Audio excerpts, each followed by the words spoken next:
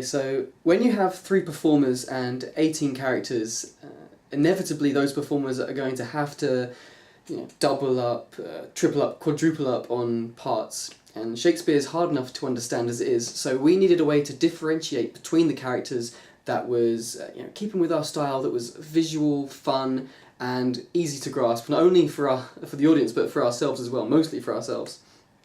We eventually settled with hats, and now they have become one of the audience's favourite aspects of the show. And each character has their own hat, and with the hat comes a certain set of physicalities and mannerisms, and each hat has its own voice.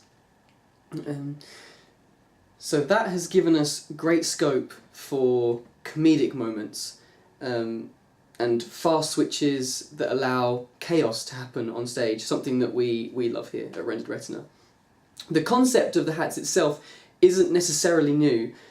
Commedia dell'arte, which is an old Italian form of comedy, worked with using stock characters who each had their own mask.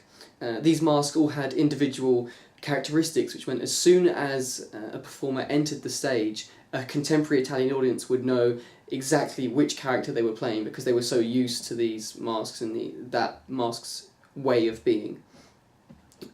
So using that idea as a starting point, we developed each character's idiosyncrasies from the hats themselves, and it's the hats that dictate a lot of the show instead of the performers. And what's great about them is they're so easily removable, which means we can have a lot of fast-paced scenes and hat switches which have really become an integral part of the show.